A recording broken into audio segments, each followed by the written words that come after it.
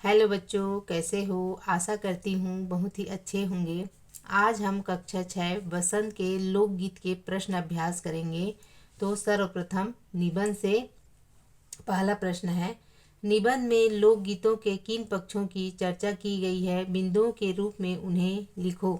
इसमें निबंध में लोकगीतों की विशेषताओं को बिंदु वाइज हमको बताना है।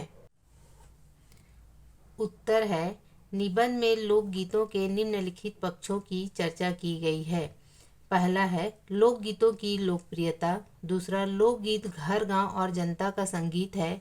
तीसरा, लोकगीतों के लिए साधना की जरूरत नहीं होती है। चौथा, ये त्योहारों और विशेष अवसरों पर गाए जाते हैं। पांचवा, ये गांव के लोगों द्वारा रचित होते हैं।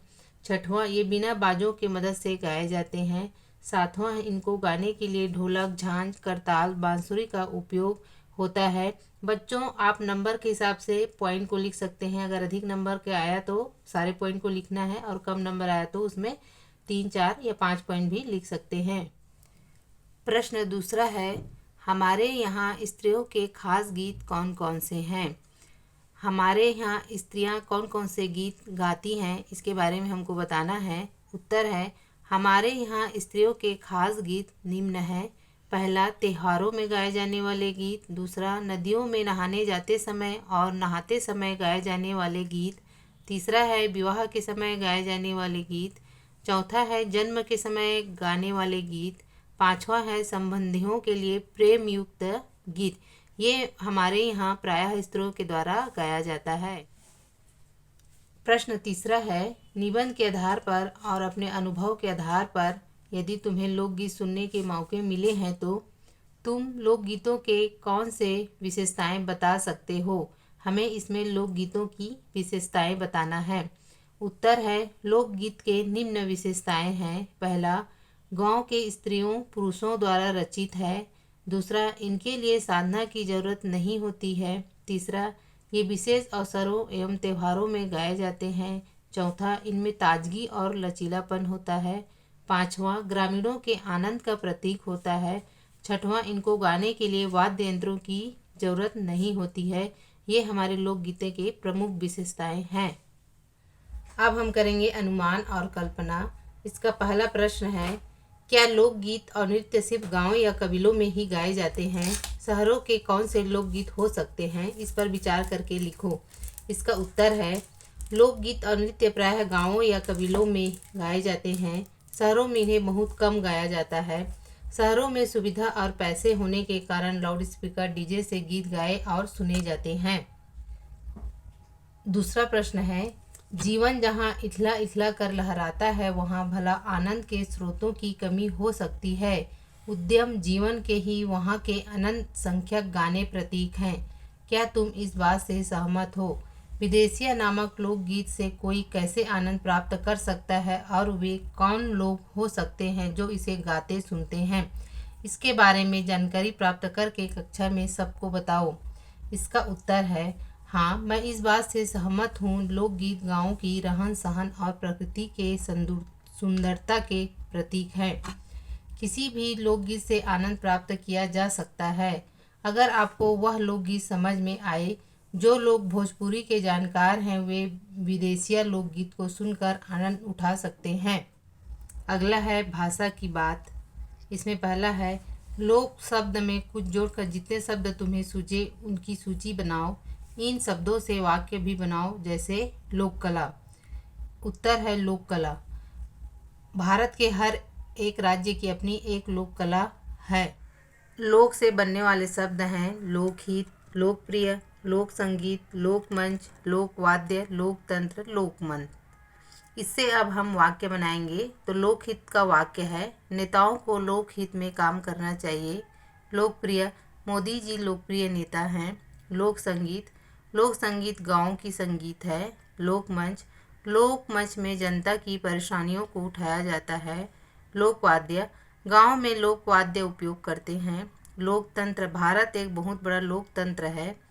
लोकमत, सरकार को चाहिए कि लोकमत के अनुसार कार्य करे। अगर आपको लोक से और शब्द आते हैं तो उनसे वाक्य बना सकते हैं। भाषा की बात की प्रश्न दूसरा है, 12 मासा गीत में साल के 12 महीनों का वर्णन होता है। नीचे दिए गए शब्दों को पढ़ो और अनुमान लगाओ कि इनका क्या अर्थ है और वह अर्थ क्यों है। तो उत्तर है इसके शब्द हैं जो हमको प्रश्न में दिया हुआ है। एक तारा, सरपंच, चारपाई, सप्तऋषि, अठन्नी, तिराहा, दोपहर, छमाही, नवरात्र, चौराहा। तो इस तारा का अर्थ होता है एक तार से बजने वाला वाद्य यंत्र। सरपंच का अर्थ है पंचों का सरदार। चारपाई का अर्थ है 4 पैरों वाली। सप्तऋषि 7 ऋषियों का समूह। अठन्नी 50 पैसे का सिक्का। तिराहा 3 रास्ते जहाँ मिलते हों। दोपहर जब दिन के 2 पहर मिलते हों।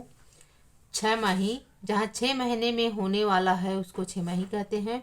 नवरात्र 9 रातों का समूह को नवरात्र कहते हैं। चौराहा जहाँ 4 रास्ते मिलते हो उसे चौराहा कहते हैं। भाषा की बात का तीसरा प्रश्न है। को, में, से आदि वाक्य में संज्ञा का दूसरे शब्दों के साथ संबंध दर्शाते हैं। भारतीय संगीत की परंपरा से भारत के एक लोक वाद्य का वर्णन दिया गया है। इसे पढ़ो और रिक्त स्थानों में उचित शब्द लिखो। हमारा लोक वाद्य है तुरही। भारत के कई प्रांतों में प्रचलित है। यह दिखने में अंग्रेजी के एस या सी अक्षर की तरह होती है। भारत के विभिन्न प्रांतों में पीतल या कांसे से बना यह वाद्य अलग अलग नामों से जाना जाता है। धातु की नली को घुमाकर एस का आकार इस तरह दिया जाता है कि उसका एक सिरा सकरा रहे और दूसरा सिरा घंटीनुमा चौड़ा रहे। फूंक मारने पर एक छोटी नली अलग से जोड़ी जाती है। राजस्थान में इसे बरगू कहते हैं। उत्तर प्रदेश में यह तुरी, मध्य प्रदेश और गुजरात में रणसिंघा और हिमाचल प्रदेश में नरसिंघा के नाम से जानी जाती है। राजस्थान और गुजरात में इसे काकर सिंघी भी कहते हैं।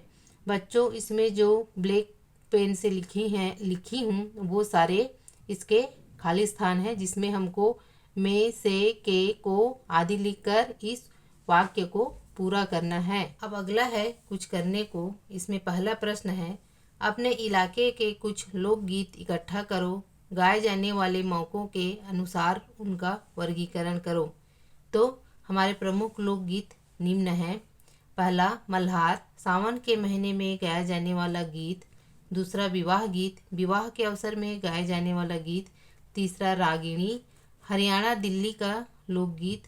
सुआ गीत, छत्तीसगढ़ में विशेष त्यौहार में गाया जाने वाला गीत। पांचवा है राउत नाचा, विशेष जाति के द्वारा गाया जाने वाला गीत। कुछ करने को, इसमें हमारा दूसरा प्रश्न है जैसे जैसे शहर फैल रहे हैं और गांव सिकुड़ रहे हैं, लोकगीतों पर उनका क्या असर पड़ रहा है। अपने आसपास के लोगों से बातचीत करके और अपने अनुभवों के आधार पर एक अनुच्छेद लिखो। बच्चों, इसमें हमको लोकगीतों पर समय के साथ क्या प्रभाव पड़ रहा है इसके बारे में एक छोटा सा अनुच्छेद लिखना है जो इस प्रकार है। लोकगीतों पर प्रभाव। गांव के लोगों का शहर की तरफ पलायन हो रहा है। इसका लोकगीतों पर अच्छा और बुरा दोनों प्रकार का प्रभाव पड़ रहा है। अच्छा इसलिए कि गांव के लोग अपने साथ लोकगीतों को भी शहर की ओर ला रहे हैं। ये लोकगीत शहरी लोगों को काफ़ी आकर्षित कर रहे हैं।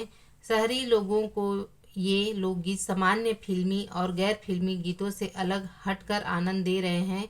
अब सभा और समारोह में लोकगीतों का धूम मची रहती है। बुरा इसलिए कि गांव में लोगों की संख्या कम होती जा रही है तथा लोकगीत को पहले जैसे धूमधाम से नहीं गाया जा रहा है। रेडियो और टेलीविज़न के स्थानीय प्रसारणों में एक नियत समय पर लोकगीत प्रसारित होते हैं। इन्हें सुनो और सीखो। वास्तव में हमें इन्हें सुनना है और सीखना है। तो इसका उत्तर इस प्रकार लिखी हूँ मैं। रेडियो और टेलीविज़न के स्थानीय प्रसारणों में सुबह और शाम के समय लोकगीत प्रसारित होते हैं तथा अभी भी बहुतायत की संख्या में लोग इन लोकगीतों को सुनते हैं और सीखते हैं। अर्थात अभी भी लोकगीत बहुत ही प्रिय हैं और रेडियो और टेलीविज़न में समय में इसको प्रसारित किया जाता है जिसके सुनने वाले अभी भी बहुत अधिक संख्या में हैं। बच्चे आप भी इसको सुनिए और इससे लोकगीतों को सीखिए। धन्यवाद।